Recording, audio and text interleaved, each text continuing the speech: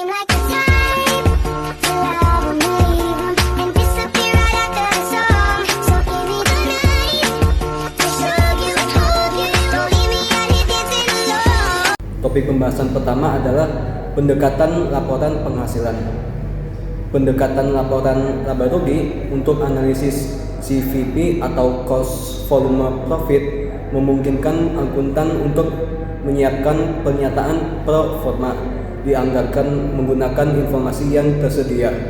Nantinya dapat digunakan untuk membuktikan keakuratan perhitungan yang dibuat dengan menggunakan pendekatan rumus untuk analisis CVP.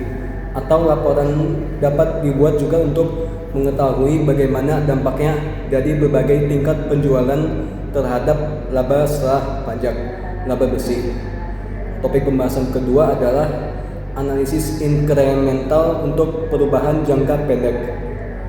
Analisis inkremental merupakan proses yang hanya berfokus pada faktor-faktor yang berubah dari satu tindakan atau keputusan ke tindakan lainnya. Terkait situasi CVP, analisis inkremental didasarkan pada perubahan yang terjadi pada pendapatan, biaya, dan atau volume. Berikut adalah contoh perubahan yang mungkin terjadi di suatu perusahaan dan perhitungan inkremental yang juga dapat digunakan untuk menentukan efek dari perubahan tersebut pada titik impas atau laba.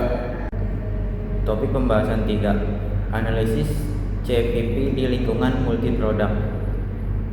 Perusahaan biasanya memproduksi dan menjual berbagai produk.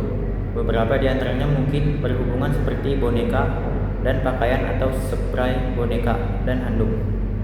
Langkah-langkah analisis CVP multiproduk. Yang pertama, tentukan margin kontribusi per unit untuk masing-masing produk. Kedua, hitung sales mix atau komposisi penjualan. Ketiga, hitung margin kontribusi rata-rata tertimbang atau WACM. Yang keempat, gunakan rumus BEP sama dengan total biaya tetap dibagi WACM. Contoh kasus CVP multiproduk.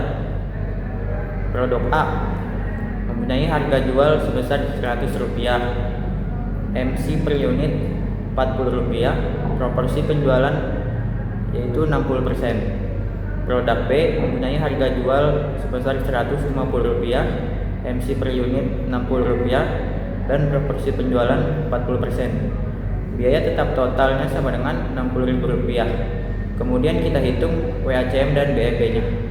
WACM sama dengan 60% dikali Rp40 ditambah 40% dikali Rp60 sama dengan 0,6 dikali 40 ditambah 0,4 dikali 60 sama dengan 48. 0,6 itu dapat dari 60% dan 0,4 dapat dari 40%. Selanjutnya BEP sama dengan 60.000 dibagi 48 sama dengan 1.250 unit campuran. Oke, lanjut ke topik pembahasan 4. Asumsi-asumsi dasar analisis CVP. Beberapa asumsi penting namun perlu dibuat dalam model CVP.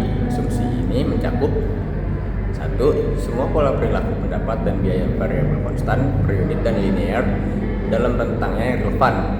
2. Margin kontribusi total adalah linear dalam kisaran yang relevan dan meningkatkan secara proporsional dengan output. Asumsi ini juga berkaitan dengan asumsi 1. Lalu, yang ketiga, total biaya tetap adalah jumlah konstan dalam kisaran yang relevan. Terima kasih.